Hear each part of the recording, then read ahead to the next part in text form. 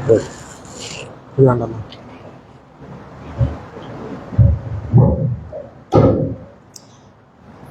الحمد لله نعبده ونستعينه ونستغفره ونؤمن به ونتوكل عليه ونعوذ بالله من شرور أنفسنا ومن سيئات أعمالنا من يهدي الله فلا مضل له ومن يضلل فلا هادي له ونشهد أن لا إله إلا الله ونشهد أن محمدا عبده ورسوله أما بعد فقد قال الله تعالى في القرآن العظيم وفي الفرقان المجيد يا أيها الناس اتقوا ربكم الذي خلقكم من نفس واحدة وخلق منها زوجها وبث منهما رجالا كثيرا ونساء واتقوا الله الذي تساءلون به والأرحام إن الله كان عليكم رقيبا وقال في آية أخرى يا أيها الذين آمنوا اتقوا الله وقولوا قولا سديدا يصلح لكم أعمالكم ويغفر لكم ذنوبكم ومن يطع الله ورسوله فقد فاز فوزا عظيما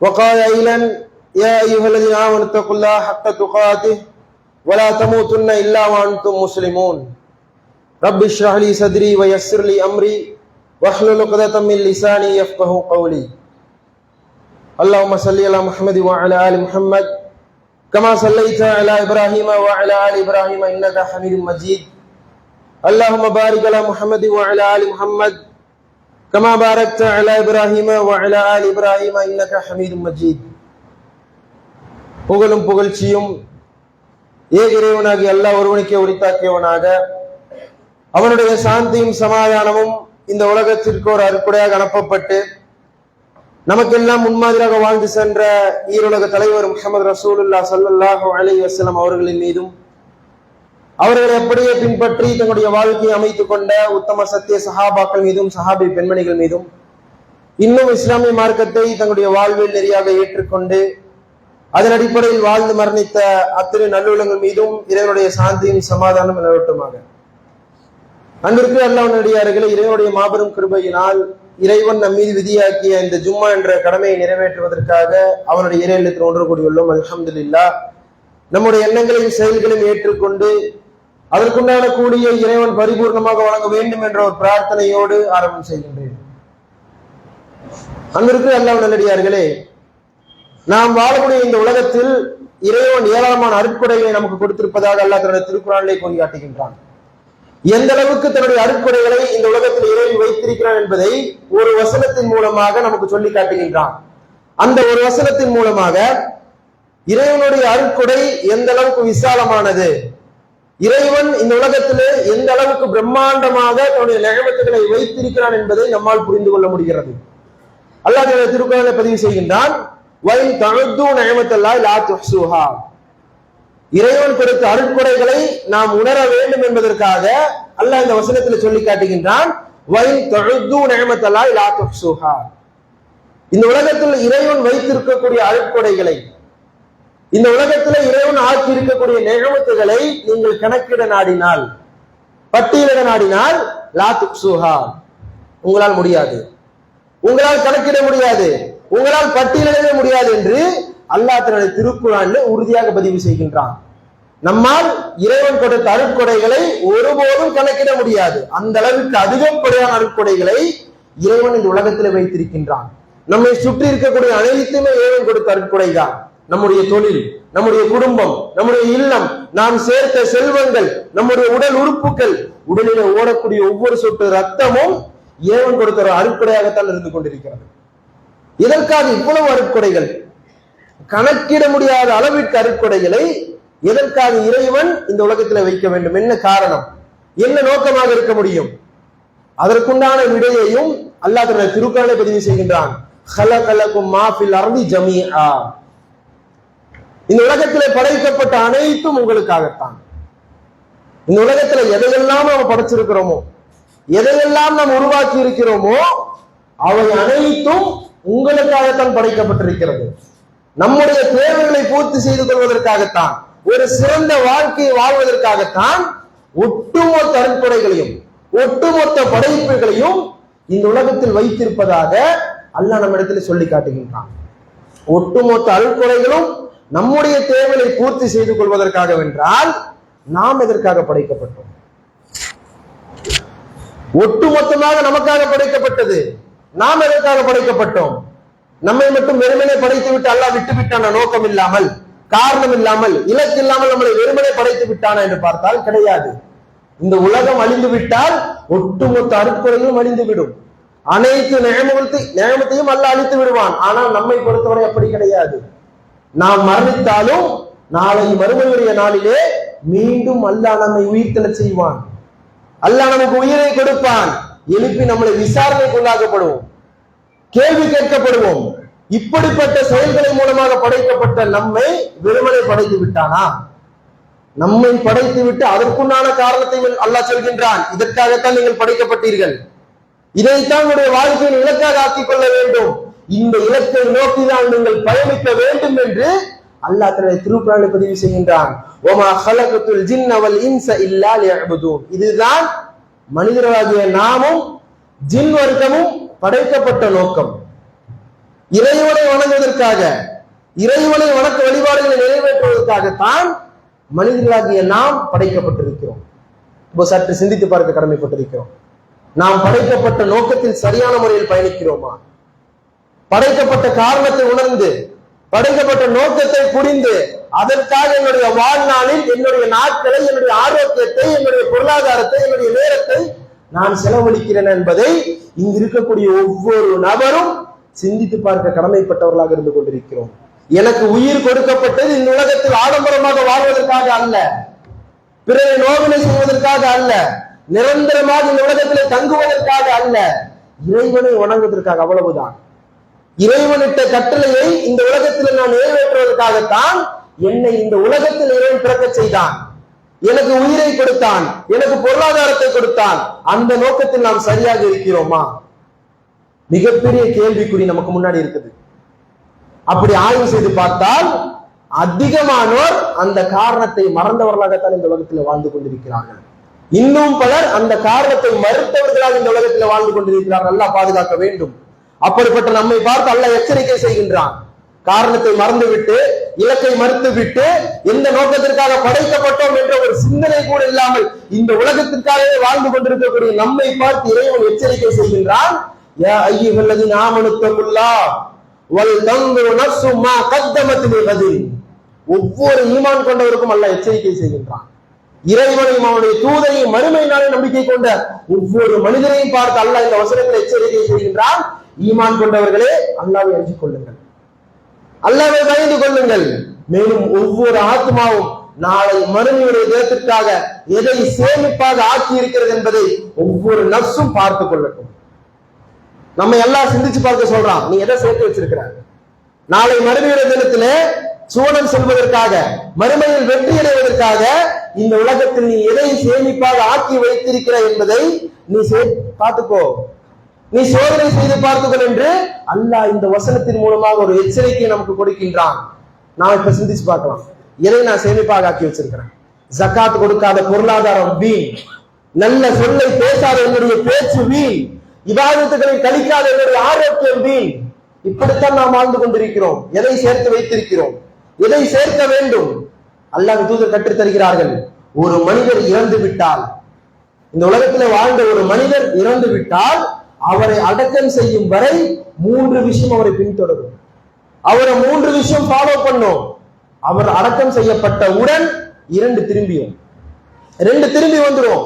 ஒன்றே ஒன்றுதான் அவரோடு தங்கும். அந்த தங்கக்கூடிய ஒன்றை தான் இந்த வாழ்நாள் முழுவதும் நாம் சேமிப்பாக ஆக்கியிருக்க வேண்டும். அல்லாஹ் சொல்கிறார்கள், ஒரு மனிதர் மரணித்து விட்டால் அவரை அவருடைய குடும்பம் பின்தொடரும், அவர் சேர்த்த செல்வம் பின்தொடரும். இந்த உலகத்தில் வாழும் பொழுது அவர் நல்ல அமல்களின் மூலமாக செய்த நற்காரியங்கள் அவரை பின்தொடரும், நற்கூலிகள் அவரை பின்தொடரும். அவர் அடக்கம் செய்யப்பட்டவுடன் அவருடைய குடும்பம் திரும்பிவிடும். யாருக்காக பொருளாதாரத்தை சேர்க்கிறோம்? நமக்காக என்றாலும் நம்மை தாண்டி நம்முடைய குடும்பம் சிறப்பாக வாழ வேண்டும். என்னுடைய வழித்தோன்றல்கள் நிம்மதியாக, கஷ்டங்கள் இல்லாமல் இலகுவாக மகிழ்ச்சியாக இந்த உலகத்தில் ஒரு வாழ்க்கையை வாழ வேண்டும் என்றுதான் அதிகமான பொருளாதாரத்தை நாம் சேர்த்துக் கொண்டே இருக்கிறோம். அப்படி யாருக்காக சேர்க்கிறோமோ அந்த குடும்பம் நாம் அடக்கம் செய்யப்பட்டவுடன் நம்ம விட்டுட்டு போயிடுவாங்க. சிரமப்பட்டு சேர்த்த செல்வம், நேரம் பார்க்காமல், உடல் ஆரோக்கியத்தை பார்க்காமல், ரத்தம் சிந்தி தேவையற்ற நபர்களிடம் திட்டு வாங்கி நாம் சேர்த்த பொருளாதாரம் நாம் அடக்கம் செய்யப்பட்டவுடன் நம்மை விட்டுட்டு திரும்பி போயிடும். ஆனால் இறுதியாக இந்த உலகத்தில் நாம் செய்த நல்ல அமல்கள், மார்க்கத்தின் வழியில் அல்லாஹ்வின் தூதர் காட்டித் தந்த அடிப்படையில் நாம் செய்த நல்ல அமல்கள் மட்டும்தான் நம்மோடு தங்கும் என்பதாக அல்லாஹ்வின் தூதர் நமக்கு கற்றுத் தருகிறார் என்று சொன்னால், இப்பொழுது நாம் யோசிக்க வேண்டும், எதை என்னுடைய சேமிப்பாக நான் ஆக்க வேண்டும்? மிகப்பெரிய பொருளாதாரத்தையா, குடும்ப உறுப்பினர்களையா, அல்லது நன்மையான காரியங்களின் மூலமாக எனக்கு கிடைக்கக்கூடிய நற்கூலியையா? இந்த உலகத்தில் அதற்காக எத்தனை பேர் முயற்சி செய்கிறார்கள்? நன்மையை அடைய வேண்டும் என்று, நற்கூலியை சேர்க்க வேண்டும் என்று எத்தனை பேர் முயற்சி செய்கிறார்கள்? அல்லாஹ் அருள் புரிந்தவர்கள் இருக்கிறார்கள், தினமும் 5 நேரம் பாடுபடுவார்கள். ஃபஜ்ரிலிருந்து இஷா வரை நன்மை அடைய வேண்டும் என்று ஒவ்வொரு வக்திலும் பள்ளிக்கு வந்து நன்மையை சேர்க்கக்கூடியவர்களாக இருக்கிறார்கள். இன்னும் பலர் இருக்கிறார்கள், இன்னும் அதிகமானவர்கள் இருக்கிறார்கள். ஜும்மாவுடைய தினத்தில் மட்டும், வெள்ளிக்கிழமையில் மட்டும் நன்மை அடைய வேண்டுமே, ஒரு சடங்காக மாறிவிட்டது ஜும்மாவுடைய தினம். இந்த பள்ளியில் இமாமுக்கு தெரியும், அல்லது ஃபஜ்ருடைய வக்துக்கு வந்த அந்த நபர்களுக்கு தெரியும், இங்க இருக்கக்கூடிய எத்தனை நபர்கள் ஃபஜ்ருக்கு வந்தாங்க, ஃபஜ்ர்ல எத்தனை சஃபு பூர்த்தியானது என்று ஃபஜ்ருக்கு வந்த நபர்களுக்கு தெரியும். ஆனால் ஜும்மாவுடைய தினத்துல பள்ளியே நிரம்பி வழிகிறது. இன்னும் பெருநாளுடைய தினத்துல எல்லா இடங்களிலும் கூட்டம் வருகிறது. ஆனால் இன்னும் பலர் பெருநாளுக்கு மட்டும்தான் தொழுவக்கூடியவர்களாக இருக்கிறார்கள். அல்லாஹ் பாதுகாக்க வேண்டும் அவர்களை. ஒவ்வொரு நேரத்திலும் ஒவ்வொரு நொடியும் எப்படியாவது நான் நன்மை அடைந்து விட வேண்டும், நற்கூலியை செய்ய வேண்டும் என்றுதான் ஒவ்வொரு ஏய் நம்பிக்கையாளரும் சிந்தித்துக் கொண்டே இருக்க வேண்டும். பொருளாதாரம் சேர்க்க வேண்டும் தான், பொருளாதாரம் சேமிப்பால் ஆக்க வேண்டும் தான். எதற்காக? என்னுடைய பொருளாதாரத்தின் மூலமாக நான் நன்மை அடையலாம், நற்கூலியை நான் பெறலாம், தான தர்மத்தை செய்யலாம், ஜக்காத்தை கொடுக்கலாம், இறை இல்லத்திற்கு உதவி செய்யலாம், மார்க்கம் வளருவதற்கு நான் அதிகமான உதவிகளை செய்யலாம் என்பதற்காக பொருளாதாரத்தை சேர்க்கலாமே தவிர மார்க்கத்திற்கு எந்த விதமான பயனும் தராது, மார்க்க கடமைகளை நிறைவேற்றாது, ஜக்காத்தை கொடுக்க மாட்டோம், தான தர்மங்களை செய்ய மாட்டோம், ஏழைகளுக்கு உணவளிக்க மாட்டோம். இப்படிப்பட்ட பொருளாதாரம் வீண்.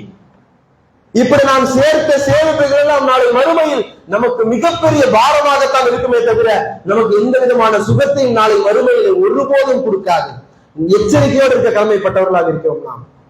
சஹாபாக்கள் இந்த விஷயத்தில் அழகான முன்மாதிரியாக வாழ்ந்திருக்கிறார்கள். நமக்கு எப்படி நன்மையை செய்ய வேண்டும், எந்த அளவுக்கு ஆர்வப்படக்கூடியவர்களாக இருக்க வேண்டும் என்று அல்லாஹ் ஒரு சஹாபாக்கள் மத்தியில் இருக்கும் பொழுது சஹாபாக்கள் சொல்றாங்க, சதகா செய்வது, தான தர்மம் செய்வது ஒவ்வொரு இறை நம்பிக்கையாளர் மீதும் கடமையாக இருக்கிறது. எல்லாரும் முடிஞ்ச அளவுக்கு தான தர்மம் செய்யணும்னு சொல்றாங்க அல்லாஹ் தூதர். அப்பொழுது சஹாபி கேட்கிறார், யார் ரசூலுல்லாஹ், ஒருவர்கிட்ட செல்வம் இல்ல, பொருளாதாரம் இல்ல, இப்ப அவர் எப்படி சதகா செய்வாரு, எப்படி அந்த நன்மை அடைந்து கொள்வார்?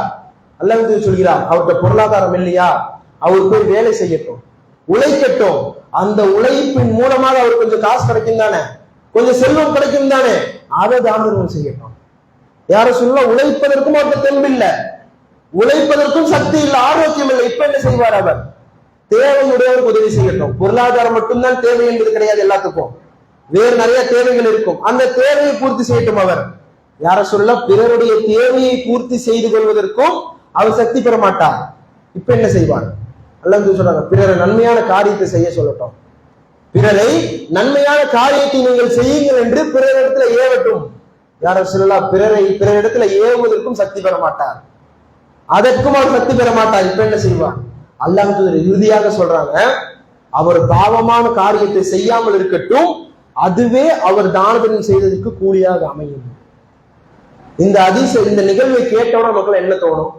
அல்லாஹ்வுக்கு தான தர்மம் செய்ய சொல்லிட்டாங்க, பொருளாதாரம் இருந்தால் தான தர்மம் செய்யட்டும், இல்லைன்னா பேசாம இருக்க வேண்டியதானே, இதற்காக இத்தனை கேள்விகளை கேட்டுக்கொண்டே இருக்க வேண்டும் என்று அப்படி அணுகக்கூடாது. பொருளாதாரம் இல்ல, ஆனால் நன்மை அடைய வேண்டும் என்ற ஆர்வம், ஆசை, பேராசை சஹாபாக்களிடத்தில் இருந்தது. எதை செய்தாவது நன்மை அடைந்து கொள்ள வேண்டும், எப்படியாவது நற்கூலியை பெற வேண்டும் என்ற பேராசை சஹாபாக்களிடத்தில் இருந்தது. அந்த பேராசை நம்மிடத்திலும் இருக்க வேண்டும். ஆனா நம்மிடத்தில் இருக்கக்கூடிய பேராசை என்ன? என்னை விட அவன் நிறைய சம்பாதிச்சுட்டான், பேரும் புகழ் சம்பாதிச்சுட்டான், நிறைய வீடு கட்டிட்டான், அவனை நான் தாண்டணும், அவனை விட பொருளாதாரத்தில் நான் அதிகமாக சம்பாதிக்க வேண்டும் என்பதுதான் நமக்கு மத்தியில் இருக்கக்கூடிய போட்டியாக இருந்து கொண்டிருக்கிறது. சஹாபாக்களுக்கு மத்தியில் இந்த போட்டியே கிடையாது.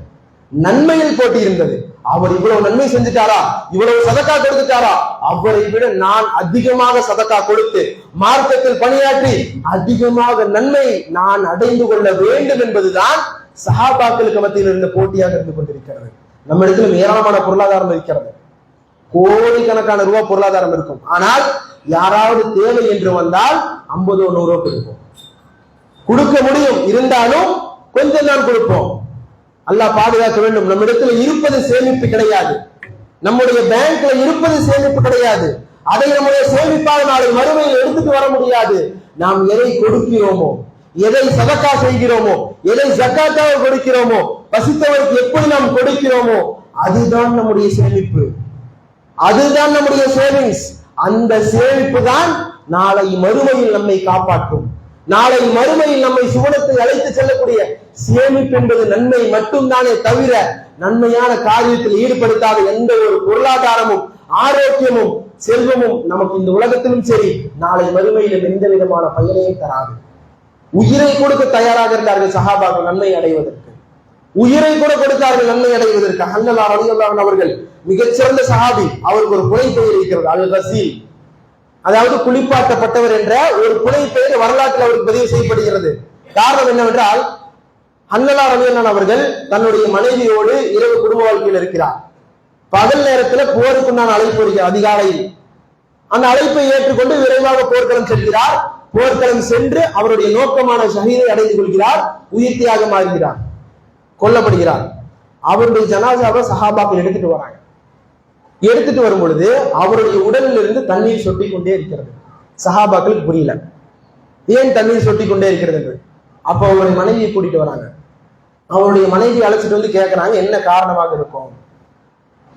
அவருடைய மனைவி சொல்றாங்க, அவர் போர்க்களம் வரும்போது குளிப்பு கடமையாக்கப்பட்ட நிலையில் போர்க்களம் வந்தார். குளிப்பு கடமையாக்கப்பட்ட நிலையில் தன்னுடைய மனைவியோடு சேர்ந்து தூய்மை அடையாத நிலையிலே போர்க்களம் வந்தார். இதற்கு பின் அல்லாஹ் சொல்கிறார், அவர் குளிப்பு கடமையாக்கப்பட்ட நிலையில் போர்க்களம் வந்ததினால் அவரை மலக்குமார்கள் குளிப்பாட்டி இருக்கிறார்கள். எவ்வளவு பெரிய கண்ணியம் அது. அவர் என்ன சொல்லுங்க, தூய்மை அடைஞ்சிட்டு வந்திருக்கலாம், குளிச்சுட்டு வந்திருக்கலாம், ரொம்ப பெரிய நேரம் எடுத்துக்காது. ஆனால் அந்த நேரம் கூட தன்னுடைய ஷஹீத் என்ற அந்தஸ்தை அடைவதற்கு அவர் தாமதப்படுத்த விரும்பவில்லை. ஆனால் நம்ம என்ன பண்ணுவோம், குறை சொல்வதற்காக அல்ல, யாரையும் குறை சொல்வதற்காக அல்ல, நம்முடைய தவறை நாம் திருத்திக் கொள்ள வேண்டும் என்பதற்காகத்தான் நம்ம என்ன பண்ணுவோம், ஒரு நன்மையான காரியம் சொல்லப்பட்டால் அதை உடனே செய்ய மாட்டோம், வேகமாக செய்ய மாட்டோம். அதுக்குண்டான சூழ்நிலை அமையணும், அதுக்குண்டான நேரம் வரணும். எல்லாம் கைகூடி வந்தால் மட்டும்தான் ஒரு நன்மையான காரியத்தை நாம் செய்யக்கூடியவர்களாக இருக்கிறோம். ஆனால் சஹாபாக்கள் அந்த சூழ்நிலையை உருவாக்கி நன்மையை செய்தார்கள். ஜுலைபீப் ரலியல்லாஹு அன்ஹு அவர்கள், இவரை பற்றி அதிகமாக கேள்விப்பட்டிருக்க மாட்டோம், ஒரு சில சம்பவங்கள் தான் இருக்கு. அல்லாஹ் தூதர்கிட்ட வராங்க. அல்லாஹ் தூதர் அந்த சஹாபி வந்து சொல்றார், யா ரசூலுல்லாஹ், மறுமையில் அல்லாஹ் எனக்கு ஹூர்லின் பெண்களை வச்சிருப்பான் தானே, ஹூர்லின் பெண்களை அல்லாஹ் எனக்கு தருவான் தானே. அல்லாஹ் தூதர் சொல்கிறார், இல்ல ஜுலைபீப், இந்த உலகத்திலேயே உங்களுக்கு மனைவி இருக்கிறாங்க, இந்த உலகத்திலேயே அல்லாஹ் உங்களுக்கு துணையை வைத்திருக்கிறார்கள். ஒரு அன்சாரியின் வீட்டை சுட்டி காட்டி அந்த வீட்டுல போய் பெண் கேளுங்க, அவங்க தருவாங்க. மகிழ்ச்சியின் உச்சத்தில் செல்கிறார். தனக்கு இந்த உலகத்தில் திருமணமே கிடையாது, காரணம் அவரை பார்த்தால் வெறுக்கக்கூடிய தோற்றமுடையவர் அவர். தனக்கு இந்த உலக திருமணமே கிடையாது, துணை கிடையாது, மனைவியே கிடையாது என்று நிராசையில் இருந்த ஒரு மனிதரை பார்த்து அல்லாஹ்வின் தூதர் இந்த உலகத்தின் அருட்கொடை சொல்கிறார், அந்த வீட்டுல போய் பெண் கேளுங்க, அவங்க தருவாங்க. மிகுந்த ஆனந்தத்தில் செல்கிறார், அந்த வீட்டுக்கு போய் பெண் கேட்கிறார். அல்லாஹ்வின் தூதர் பெண் கேட்க சொன்னார் என்று முதல்ல அந்த பெற்றோர்கள் தரேன்னு சொல்லிடுறாங்க. என்ன நினைச்சிடறாங்க, அல்லாஹ்வின் தூதர் தான் திருமணம் செய்து கொள்வதற்காக இவரை பெண் கேட்க சொல்லியிருக்கிறார் என்று. பிறகு இந்த சஹாபி சொல்கிறார், அல்லாஹ்வின் தூதருக்காக அல்ல, நான் திருமணம் செய்து கொள்வதற்காகத்தான் அல்லாஹ்வின் தூதர் என்னை கேட்க சொன்னார். முடியாது சொல்லிட்டு, உங்களுக்கு என்றால் கொடுக்க முடியாது என்று மறுத்து விடுகிறார்கள். சோகம் அல்லாஹ்வின் தூதருக்கு திரும்பி வந்துடுறாங்க. வருத்தத்தோடு அல்லாஹ்வின் தூதருக்கு திரும்பி வந்துடுறாங்க. வந்து சொல்கிறார், ரசூலுல்லாஹ் அவங்க மறுத்துட்டாங்க, அவங்க பெண் தர முடியாதுன்னு சொல்லிட்டாங்க. இப்ப அல்லாஹ்வின் தூதர் எழுந்திக்கிறாங்க. இந்த உலகத்தின் அருட்கொடை, ஒட்டுமொத்த இஸ்லாமியர்களின் தலைவர், சுவனத்திற்கு முதலாக சொல்லக்கூடிய ஒரு மனிதர் எழுந்து அந்த சஹாபியை கூட்டிட்டு அந்த அன்சாரியின் வீட்டுக்கு போறாங்க. போய், நான் ஜுலைபீப் திருமணம் செய்து கொள்வதற்காக நான் பெண் கேட்டு வந்திருக்கிறேன். அந்த பெற்றோர்கள் தயக்கம், கேட்டு வந்திருப்பது அல்லாஹ்வின் தூதர், இல்லை என்று மறுக்க முடியாது, தயங்குகிறார்கள். இந்த நிகழ்வை எல்லாம் எந்த பெண்ணை கேட்டு சென்றார்களோ அந்த பெண் கேட்டுட்டு இருக்கிறாங்க, பார்த்துட்டு இருக்கிறாங்க. அவருடைய பெற்றோரை கூப்பிட்டு சொல்றாங்க, பெற்றோர்களே, அல்லாஹ்வின் தூதர் ஒரு விஷயத்தை கேட்டு வந்து அவருக்கு இல்லை என்று சொல்லி விடுவீர்களா? அவருக்கு மறுத்து விடுவீர்களா? அல்லாஹ்வின் மீது ஆணையிட்டு நான் சொல்கிறேன், நான் ஜுலைபியை தான் திருமணம் செய்து கொள்வேன். எப்படிப்பட்ட உறுதி! பார்த்தால் வெறுக்கக்கூடிய தோற்றமுடைய ஒரு மனிதர் ஜுலைபி ரலியல்லாஹு அன்ஹா அவர்கள். யாருமே திருமணம் செய்து கொள்ள பெண் தரவில்லை. ஆனால் அந்த பெண் என்ன சொல்றாங்க? அல்லாஹ்வின் தூதர் கேட்டு வந்திருக்கிறார், அல்லாஹ்வின் தூதர் ஜுலைபியை எனக்காக மணமகனாக தேர்வு செய்திருக்கிறார், அல்லாஹ்வின் மீது ஆணையாக நான் ஜுலைபியை தான் திருமணம் செய்து கொள்வேன் என்று திருமணம் செய்து கொள்கிறார்கள். கொஞ்ச நாள் தான் ஆகுது, சிறிது நேரங்கள் தான் ஆகிறது, போருக்குண்டான அழைப்பு வருகிறது. இப்போ ஜுலைபி ரலியல்லாஹு அன்ஹு அவர்கள் என்ன முடிவு எடுத்திருப்பாங்க? அந்த நிலையில் ஒரு சாதாரண மனிதர், நம்மை போன்ற ஒரு மனிதர் இருந்திருந்தால் என்ன முடிவு எடுத்திருப்போம்? இந்த உலகத்தில் எனக்கு துணை கிடையாது, குடும்பம் கிடையாது, மனைவி கிடையாது, இல்லறம் கிடையாது என்ற விரக்தியில் வாழ்ந்த ஒரு மனிதரை அல்லாஹ்வின் மீது சத்தியம் செய்து திருமணம் செய்து கொண்ட ஒரு பெண் தன்னோடு இருக்கும் பொழுது அந்த பெண்ணை விட்டுட்டு யாராவது போர்க்களம் போவாங்களா? போர்க்களம் சென்றால் உயிரோடு வருவோமா என்பதற்கு உத்தரவாதம் கிடையாது, உடல் உறுப்புகள் எஞ்சுமா என்பது உறுதி கிடையாது. அப்படிப்பட்ட போர்க்களத்திற்கு தன்னை நேசித்து தன்னோடு வந்த அந்த பெண்ணை விட்டுட்டு யாராவது போவார்களா? சாதாரண மனிதனாக யோசிக்க வேண்டும், மறுப்பார்கள். ஆனால் ஜுலைபி ரலியல்லாஹு அன்ஹு அவர்கள் தான் வேண்டும் என்று தன்னை திருமணம் செய்து கொண்ட பெண்ணை விட்டுவிட்டு அந்த அழைப்பை ஏற்றுக்கொண்டு போர்க்களம் செல்கிறார். அந்த அழைப்பை ஏற்றுக்கொண்டு போர்க்களம் செல்கிறார். எந்த நோக்கத்திற்காக போர்க்களம் சென்றாரோ, எந்த லட்சியத்தை அடைய வேண்டும் என்று போர்க்களத்தை நோக்கி புறப்பட்டு சென்றாரோ அந்த நோக்கத்தை அடைந்து கொள்கிறார். போரெல்லாம் முடிந்து விடுகிறது. சஹாபாக்கள் ஒவ்வொருவருடைய சஹாபாக்களுடைய ஜனாசாவை எடுத்துட்டு வராங்க, ஒவ்வொரு சஹாபியுடைய ஜனாசாவை எடுத்துட்டு வராங்க, கொல்லப்பட்டவருடைய உடல்களை. அப்ப அல்லாஹ்வின் தூதர் என்ன சொல்றாங்க? ஜுலைபியுடைய உடம்பை எடுத்துட்டு வாங்க, உடல் எடுத்துட்டு வாங்க. அப்பொழுது அவருடைய உடல் எடுத்து வரப்படுகிறது. எடுத்துட்டு வந்து சொல்றாங்க, யா ரசூலல்லாஹ், 7 முஷ்ரிக்கீன்களுடைய உடலுக்கு கீழ் ஜுலைபியுடைய உடல் இருந்தது. அப்ப அல்லாஹ் சொல்கிறார்கள், 7 முஷ்ரிக்கீன்களை கொன்று விட்டு ஜுலைபி கொல்லப்பட்டிருக்கிறார். அவருடைய உடலை எடுத்து தன்னுடைய உடலோடு அணைத்து கொண்டு அழுகிறார். ஜுலைபி, நீ என்னை சார்ந்தவர், நான் உன்னை சார்ந்தவர் என்று. இவ்வளவு பெரிய கண்ணியத்தை அல்லாஹ் அவர்களுக்கு ஏன் கொடுத்தான்? எப்படிப்பட்ட இன்பத்தில் இருந்தாலும் சரி, எனக்கு மகிழ்ச்சியை தரக்கூடிய நிகழ்வில் நான் இருந்தாலும் சரி, நன்மையை செய்வதற்கு எனக்கு ஒரு வாய்ப்பு கிடைத்தால் அதை தட்டாமல் நான் நிறைவேற்றுவேன் என்று சஹாபாக்கள் எடுக்கிற இந்த உறுதிக்காகத்தான் அல்லாஹ் இந்த கண்ணியத்தை கொடுத்தான். இது போன்ற ஏராளமான சிறப்புகளை சஹாபாக்களுக்கு அல்லாஹ் கொடுத்ததற்கான காரணமும் இதுதான். காலித் இப்னு வலீத் ரலியல்லாஹு அன்ஹு அவர்கள் நமக்கெல்லாம் தெரியும், மிகச்சிறந்த தளபதி. எந்த அளவுக்கு என்று சொன்னால், அவர் ஒரு படைக்கு தலைமை ஏற்று சென்றால் அந்த படை வெற்றியோடு தான் திரும்பும், அந்த படை தோல்வியை கண்டது கிடையாது என்று சொல்லும் அளவிற்கு மிகச்சிறந்த போர்படை தளபதி. அவருடைய மரண தருவாயில் அவர் வருத்தப்பட்டு சொல்லக்கூடிய ஒரு வாசகம் நமக்கெல்லாம் முன்மாதிரியாக இருக்கிறது. நம்முடைய வாழ்க்கையில் நாம் எப்படிப்பட்ட நிகழ்வை சந்தித்துக் கொண்டிருக்கிறோம், எப்படி வாழ்ந்து கொண்டிருக்கிறோம் என்பதை நம்மை சிந்திக்க வைக்கிறது. அவர் சொல்கிறார், எனக்கு விருப்பமான ஒரு பெண், நான் நேசிக்கக்கூடிய ஒரு பெண் திருமணமாகி என்னோடு முதல் நாள் இருக்கும் பொழுது அந்த பெண்ணோடு நான் முதல் நாள் இருப்பதை விட கடுமையான இருளில், கடும் குளிரில், மழை பெய்யக்கூடிய அந்த இரவில் எதிரிகளோடு போர் புரிவதை தான் நான் விரும்புகிறேன் என்று சொன்ன சஹாபி காலித் இப்னு வலீத் ரலியல்லாஹு அன்ஹு. 2 விஷயங்களை ஒப்பிடுகிறார். எப்படிப்பட்ட 2 விஷயம்? உலகத்தின் இன்பத்தின் உச்சம் பெண். அல்லாஹ் தன்னுடைய திருக்குர்ஆனில் சொல்லிவிட்டான், உலகத்தின் இன்பத்தின் உச்சத்தையும் இந்த உலகத்தின் துன்பத்தின் உச்சத்தையும் ஒப்பிட்டு சொல்கிறார். இந்த இன்பத்தை விட எனக்கு இந்த துன்பம் தான் வேண்டும், இந்த சிரமம் தான் வேண்டும். காரணம் என்ன? அதன் மூலமாக அவர்களுக்கு கிடைக்கக்கூடிய நன்மையை அவர்கள் அறிந்திருந்தார்கள். அந்த செயலின் மூலமாக நாளை மறுமையில் கிடைக்கக்கூடிய வெகுமதியையும் சிறப்பையும் அவர்கள் புரிந்ததன் காரணமாகத்தான் எப்பேற்பட்ட சூழ்நிலையாக இருந்தாலும், கடுமையான நிகழ்வாக இருந்தாலும், நன்மையை செய்வதற்கு ஒவ்வொரு சஹாபாக்களும் சஹாபிய பெண்மணிகளும் ஆர்வப்படக்கூடியவர்களாக இருந்தார்கள். நமக்கு அவர்கள் மிகப்பெரிய முன்மாதிரியாக இருக்கிறார்கள். அல்லாஹ் சொன்னார்கள், 3 நூற்றாண்டு சிறந்த நூற்றாண்டு. 3 தலைமுறையினர்கள் சிறந்த தலைமுறையினர்கள். ஒன்று என்னோடு வாழக்கூடிய சஹாபாக்கள், சும்மலதீன யலூனஹும் சஹாபாக்களுக்கு பிறகு வாழ்ந்த தாபியீன்கள், சும்மலதீன யலூனஹும் தாபியீன்களுக்கு அடுத்து வாழ்ந்த தபஅ தாபியீன்கள். இந்த 3 நூற்றாண்டை சார்ந்தவர்களும் சிறந்தவர்கள் என்று அல்லாஹ்வின் தூதரால் சான்று பகரப்பட்டவர்கள், மிகச் சிறந்தவர்கள் என்று அல்லாஹ்வின் தூதர் உத்தரவாதம் கொடுத்து விட்டார்கள். அப்படிப்பட்ட சஹாபாக்களுடைய வாழ்க்கை எந்த அளவுக்கு நன்மை செய்வதில் ஆர்வத்தோடு இருந்தார்கள் என்பதை நாம் நமக்கு முன்மாதிரியாக எடுத்துக்கொள்ள வேண்டும். அந்த ஆர்வம் நமக்குள்ளேயும் இருந்தால் மட்டும்தான் அதிகமாக நன்மையை செய்ய முடியும். நாளை மறுமையில் மிகப்பெரிய சிறப்பையும் அந்தஸ்தையும் கண்ணியத்தையும் நம்மால் பெற முடியும். சஹாபிய பெண்மணிகளும் போட்டார்கள் நன்மை அடைவது கொள்வதற்கு. ஆயிஷா ரலியல்லாஹு அன்ஹா அவர்கள் பெண்களின் சார்பாக அல்லாஹ் தூதர் வராங்க, யா ரசூலல்லாஹ், ஆண்களுக்கு ஜிஹாத் இருக்கு, ஆண்களுக்கு போர்க்களம் சென்று சண்டையிட்டு ரத்தம் சென்று உயிரை துறப்பதற்கு ஆண்களுக்கு அனுமதி இருக்கிறது, பெண்களாக எங்களுக்கு அனுமதி இருக்கிறதா? ஏன் இப்படிப்பட்ட ஒரு கேள்வி கேட்க வேண்டும்?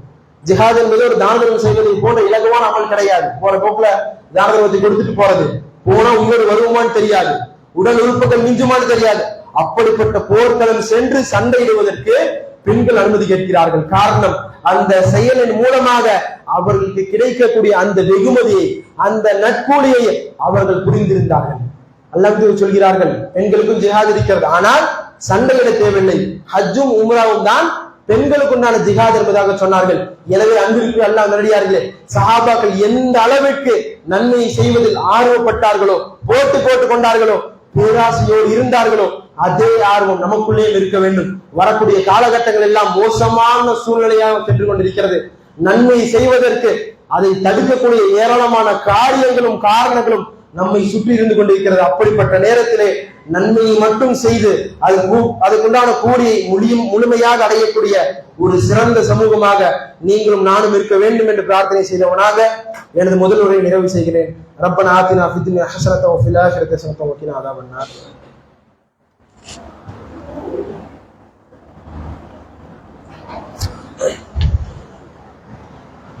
அல்ஹம்துலில்லாஹி ரப்பில் ஆலமீன், ஸலாத்து வஸ்ஸலாமு அலா அஷ்ரஃபில் அன்பியா வல் முர்ஸலீன் வ அலா ஆலிஹி வ ஸஹ்பிஹி வன் நாஸ் அஜ்மஈன், அம்மா பஅத். அன்பிற்கு அல்லாஹ்வுடையார்களே, முதல் உரையில் இந்த உலகத்தில் மனிதர்களாகிய நாம் படைக்கப்பட்டது இறைவனை வணங்குவதற்காக, நன்மையான காரியத்தில் நம்முடைய வாழ்நாளை செலவழிப்பதற்காக என்பதற்காகத்தான் ஒரு சில முன்னுதாரணங்களை பார்த்தோம். அதன் தொடர்ச்சியாக அன்பிற்கு அல்லாஹ்வுடையார்களே, ஒரு நன்மையான காரியத்தை நாம் செய்வதற்கு முயற்சி செய்தால் இறைவன் உதவி செய்வான். ஒரு நன்மையை செய்ய வேண்டும் என்று நாம் முயற்சி எடுத்தால் அந்த முயற்சிக்கு இறைவன் பலனை கொடுத்து அவன் வெற்றியடை செய்வான். வல்லதீன ஜாஹது ஃபீனா லனஹ்தியன்னஹும் சுபுலனா, அல்லாஹ்வுடைய வார்த்தை. யார் ஒருவர் நம்முடைய பாதையில் முயற்சி செய்கிறாரோ அவருக்கு அந்த பாதையை நாம் இலகுவாக்கி தருவோம் என்பதாக அல்லாஹ் தன்னுடைய திருக்குர்ஆனிலே வாக்குறுதி அளிக்கிறான். நம்முடைய கரங்களில் இருப்பது நன்மையை செய்வதற்கு நாம் எடுக்கக்கூடிய முயற்சி மட்டும்தான். சும்மா கூட நல்லா நன்மை கொடுத்துட மாட்டான். வெறுமனை உட்கார்ந்து இருந்தால் அல்லாஹ் ஒருபோதும் நன்மை கொடுக்க மாட்டான். நாம் முயற்சி செய்தால் மட்டும்தான், ஆர்வப்பட்டால் மட்டும்தான் அதற்குண்டான கூலியை நாம் பெறக்கூடியவர்களாக இருப்போம். அதே போன்று நாம் படைக்கப்பட்டது வணங்குவதற்காக. அப்படி நாம் வணங்கக்கூடிய வணக்க வழிபாடுகளிலேயே தலையாய வணக்க வழிபாடு தொழுகை. தொழுகை இல்லாமல் நம்முடைய நாள் அன்றாட நாள் கிடையாது. எப்படி 3 நேரம் சாப்பிடுறோமோ அதை விட முக்கியம் 5 நேரம் தொழுகிறது. ரொம்ப வருத்தப்படணும், நம்முடைய தொழுகை எல்லாம் மோசமான சூழ்நிலைக்கு சென்று கொண்டிருக்கிறது. ரமலானுக்கு முன் நம்முடைய தொழுகை இருந்திருக்காது. அநேகமானவர்கள் ஓரிரு நேரங்கள் தான் தொழுதிருப்பாங்க. அல்லாஹ் பாதுகாத்தவர்கள் 5 நேரம் தொழுதிருப்பாங்க. ரமலானுடைய காலகட்டங்கள்ல முதல் 10ல 5 நேரம் தொழுதிருப்போம், 2வது 10ல அப்படியே கொஞ்சம் கொஞ்சமா குறைஞ்சிருக்கும், கடைசி ஒரு வாரத்தில் அதிகமாயிருக்கும். நோம்பு முடிஞ்சு மறுபடியும் பல நிலைமைக்கு போயிட்டோம். தொழுகை என்பது அப்படிப்பட்டது கிடையாது. தான தர்மம் நமக்கு சுன்னா, செய் முடிஞ்சால் கொடுக்கலாம், இல்லைன்னா விட்டுறலாம். ஆனால் தொழுகை எப்படி கிடையாது, கண்டிப்பாக தொழுகையாக வேண்டும். யார் மீதெல்லாம் தொழுகை கடமையாக்கப்பட்டிருக்கிறதோ அவரெல்லாம் கண்டிப்பாக தொழுகையை நிறைவேற்றியாக வேண்டும். அப்படி தொழுகை நிறைவேற்றவில்லை என்று சொன்னால் நாளை மறுமையில் அல்லாஹ் கேட்கக்கூடிய முதல் கேள்வி தொழுகையை பற்றிதான். முதல் கேள்வி தொழுகையை பற்றிதான். அதற்கு பதில் சொல்லாமல் நம்மால் எங்கேயும் நகர முடியாது. தொழுகை என்பது நம்முடைய வாழ்க்கையோடு பிணைந்த ஒன்றாக இருந்து கொண்டிருக்கிறது. அதை தவறவிட்டோம் என்று சொன்னால் நாளை மறுமையில் நம்மை விட மிகப்பெரிய கை சேதம் அடைந்தவர்கள் வேறு யாராலும் இருக்க மாட்டார்கள். நமக்கு நல்ல ஆரோக்கியத்தை கொடுத்திருக்கின்றான், தொழுகை நிறைவேற்றுவதற்கு அருமையான ஒரு இளைஞத்தை கொடுத்திருக்கின்றான். பலர் தொழுவதற்கு பள்ளிவாசல் கிடையாது. தொழுகை நிம்மதியாக நிறைவேற்றக்கூடிய ஒரு சூழ்நிலை கிடையாது. அப்படிப்பட்ட நேரத்திலும் அல்லாஹ்வுக்காக தொழுகை நிறைவேற்றுகிறார்கள். ஆனால் நாம் ஒரு சுகமான வாழ்க்கையை வாழ்ந்து கொண்டிருக்கிறோம். வாங்க சொன்னா பள்ளிக்கு வர எந்த விதமான சிரமமும் கிடையாது. தொழக்கூடாது என்று தடுப்பதற்கு யாரும் கிடையாது. அப்படி இருந்தும் நாம் தொழவில்லை என்று சொன்னால் நாளை மறுமையில் என்னுடைய விசாரணை கண்டிப்பாக நாம் மாட்டிக்கொள்வோம் என்பதில் எந்த விதமான காரணமும் இறைவனுக்கு சொல்ல முடியாது. எனவே வாழ்நாள் முழுவதும் நம்முடைய மரண தருவாய் வரை தொழக்கூடியவர்களாக இருக்க வேண்டும். அதற்கு அல்லாஹ்வின் தூதர் மிகப்பெரிய முன்னுதாரணமாக இருந்திருக்கிறார்கள். தன்னுடைய மரண தருவாயில் கூட தொழுவதற்கு முயற்சி செய்திருக்கிறார்கள். அவர் வார்த்தெடுத்த சஹாபாக்களும் அப்படித்தான் வாழ்ந்திருக்கிறார்கள். கத்தியால் குத்தப்பட்டு உயிருக்கு போராடி கொண்டிருக்கக்கூடிய உமர் ரலியல்லாஹு அன்ஹு அவர்களிடத்தில் சஹாபாக்கள் வந்து சொல்கிறார்கள், அமீருல் முஃமினீனே, நீங்கள் இன்னும் உங்களுடைய ஃபஜ்ருடைய தொழுகையை நிறைவேற்றவில்லை. காஃபிர் வந்து கத்தியால குத்திட்டான், உயிருக்கு போராடிட்டு இருக்கிறாங்க. பால் குடிச்சா அந்த காயத்தின் வழியாக வெளியேறி விடுகிறது. அப்படிப்பட்ட சூழ்நிலையில் அவரிடத்துல வந்து சஹாபி சொல்கிறார், அமீருல் முஃமினீனே, நீங்கள் இன்னும் ஃபஜ்ருடைய தொழுகை நிறைவேற்றவில்லை, சுபஹ் இன்னும் தொழுகல. அவர் கோபப்பட்டாரா? இல்ல. சுபஹுடைய தொழுகையை நிறைவேற்றுவதற்கு முயற்சி செய்கிறார். ஆனால் அவரால் முடியல. நமக்கு எந்த விதமான கஷ்டமும் இல்லை, ஆரோக்கியத்தோடு இருக்கிறோம். அந்த ஆரோக்கியத்தோடு வாழும் காலகட்டங்களிலேயே முடிந்த அளவுக்கு அதிகமான நன்மை செய்து கொண்டு மிகப்பெரிய நன்மை என்ற சேமிப்பை எடுத்துக்கொண்டு நாளை மறுமையில் இறைவனை சந்திக்கக்கூடியவர்களாக நீங்களும் நானும் இருக்க வேண்டும் என்று இறைவனிடத்தில் பிரார்த்தனை செய்தவனாக எனது ஜும்மாவை நிறைவு செய்கிறேன். ஆதாமா இந்தி உள்ள இல்மு இந்தல்லாஹ் வாஹிர் தஅவானா அல்ஹம்துலில்லாஹி ரப்பில் ஆலமீன். அஸ்ஸலாமு அலைக்கும் வரஹ்மத்துல்லாஹி வபரகாத்துஹு.